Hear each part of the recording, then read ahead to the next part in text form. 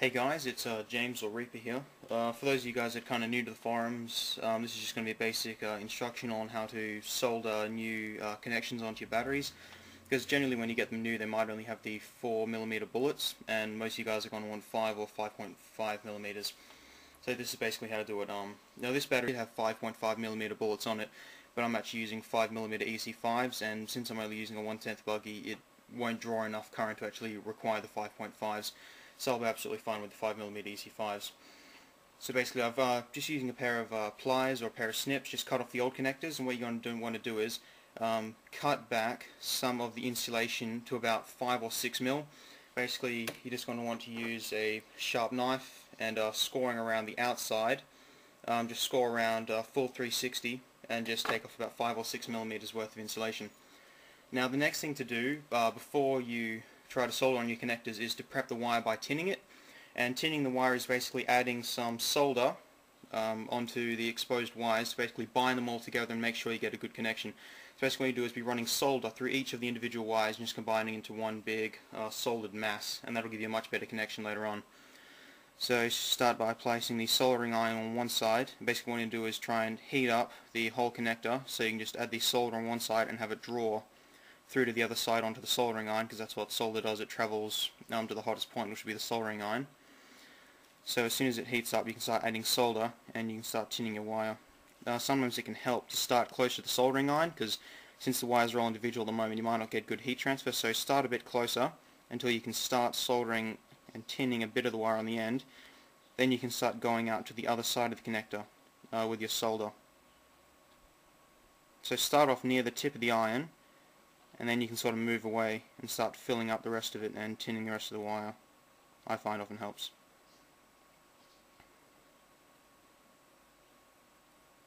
Okay. Just make sure you get a good even coverage all round. Let's just sort of test it will fit into your connector or not. Okay, should be fine now. Now the next thing you want to do is prep your connector. In this case these are 5mm bullets. Now what you're often going to want to do is, just using a little piece of wood, a slab of wood, you're going to want to drill a small hole in it, only deep as much as the connector insert.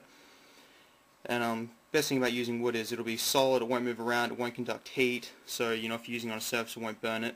But I didn't have a piece of wood.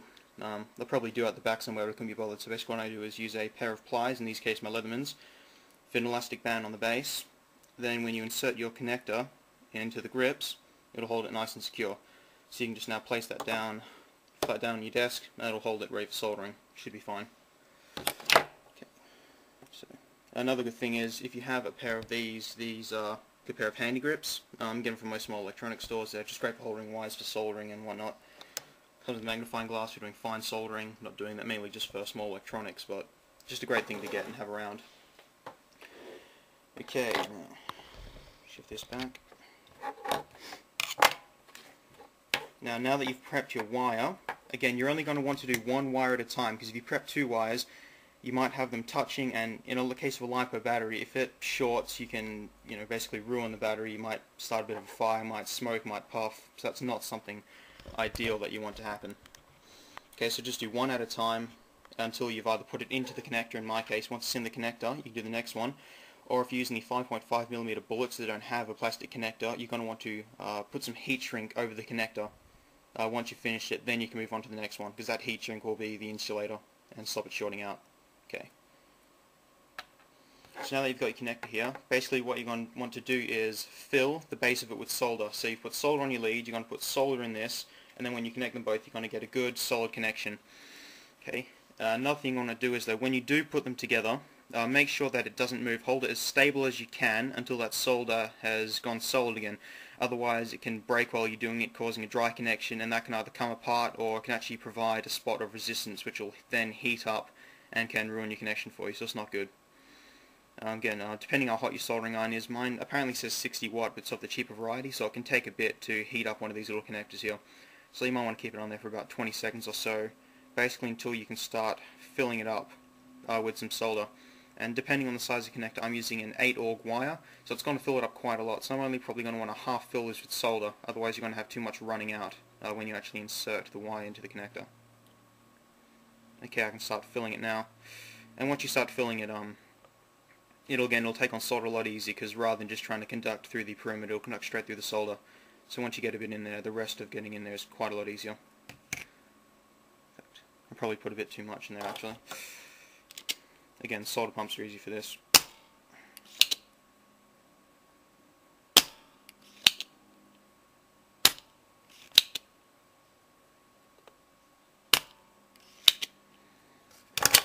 Okay. That's nice and hot. Now I should be able to just slip this right in there.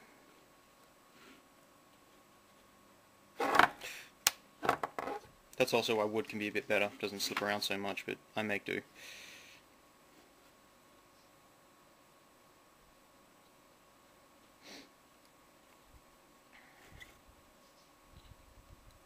Okay, just like that.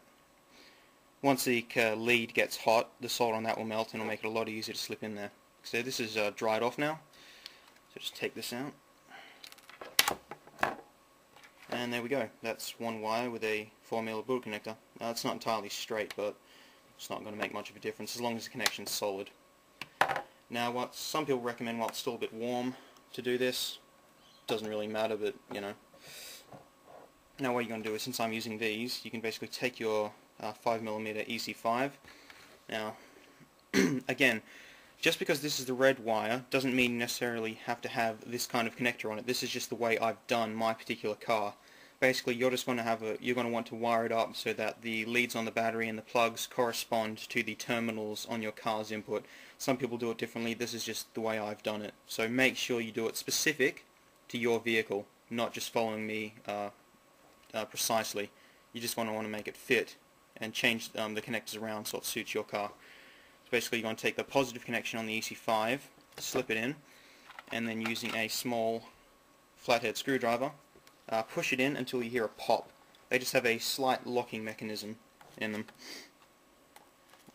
So just get on the end of it, on the side of the connector, push it in.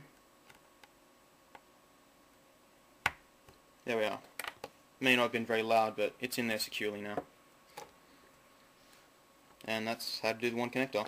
Now once that one's in there, it's secure, it's not going to short at all, so now you can basically move on to the next connector. Okay, thanks for watching, and again, soldering up anything is pretty much the same, whether you're changing the leads on your battery, changing the main leads on your car. If you guys want to parallel your LiPos, again, very easy, just to make a simple Y connector using the same method. Just use a couple of the terminals you'd use on your car, and then on the end lead, that'll be the same as the battery plug setup. So basically you have 2 battery inputs and then 1 output to your vehicle, and that's just a simple Y connector. Okay, thanks for watching. Hope this was easy enough on how to solder up your new connectors to your battery leads, because often these stock ones aren't quite adequate to handle the current. And yeah, I guess just thanks for watching. Thanks all you guys on Plague for helping me out when I was just starting off. So now I just want to help out anyone else who's new. Thanks guys.